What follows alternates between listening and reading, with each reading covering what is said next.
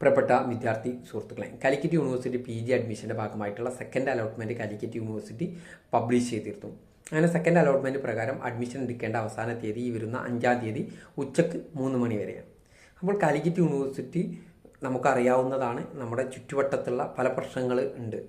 വയനാട്ടിൽ നടന്നിട്ടുള്ള ഉരുൾപൊട്ടൽ, അതുപോലെ തന്നെ ശക്തമായ മഴ ഉള്ളത് കാരണം, അതുപോലെ മറ്റു പല ബുദ്ധിമുട്ട് കാരണം വീട്ടിലൊക്കെ വെള്ളം കയറിയവർ, ക്യാമ്പസിൽ വെള്ളം കയറിയതും, കഴിഞ്ഞ ആഴ്ചകളിൽ കുറേ കോളേജുകൾക്ക് കുറേ ജില്ലകളിലൊക്കെ അവധികളായതിനാൽ ചില വിദ്യാർത്ഥികൾക്കൊന്നും അഡ്മിഷൻ എടുക്കാൻ കഴിഞ്ഞിട്ടുണ്ടാവില്ല.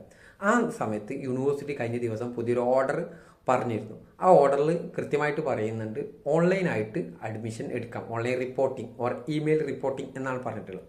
അപ്പോൾ വിദ്യാർത്ഥികൾക്ക് അതിലൊരു സംശയമുണ്ട്, എങ്ങനെയാണ് ഓൺലൈൻ റിപ്പോർട്ടിംഗ് എന്നുള്ളത്.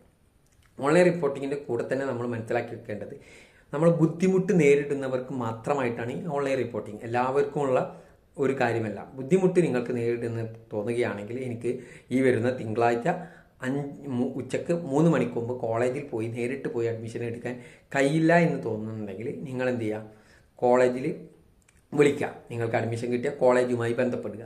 ഇങ്ങനെ ബുദ്ധിമുട്ടുണ്ട്, ഞാൻ ഇനി ഓൺലൈൻ റിപ്പോർട്ട് ചെയ്യണം, ഇമെയിൽ റിപ്പോർട്ട് ചെയ്യണം എന്ന് പറഞ്ഞു കഴിഞ്ഞാൽ അവരതിൻ്റെ പ്രൊസീജിയർ പറഞ്ഞു. അതിൻ്റെ പ്രൊസീജിയർ ചുരുക്കമായിട്ട് ഈ രീതിയിലായിരിക്കും ഉണ്ടാകാം.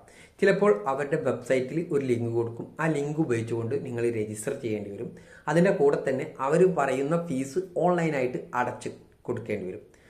അല്ലെങ്കിൽ അവർ പറയും, നിങ്ങൾ ആദ്യം ഫീസ് അടക്കുക, അതിൻ്റെ റെസിപ്റ്റ് അയച്ചു തരിക. അതുപോലെ തന്നെ ഇമെയിലിലേക്ക് നിങ്ങളുടെ ഈ അവർ പറയുന്ന സർട്ടിഫിക്കറ്റുകൾ എന്ത് ചെയ്യുക, ഇമെയിൽ വഴി അവർക്ക് അയച്ചു കൊടുക്കേണ്ടി വരും.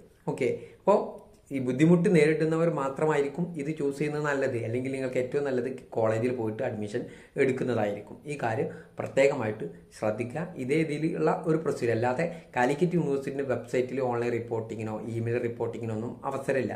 അതാത് കോളേജുമായി നിങ്ങളാണ് ബന്ധപ്പെട്ട് അതിൻ്റെ പ്രൊസീജിയർ മനസ്സിലാക്കി അതുപോലെ ചെയ്യേണ്ടത്.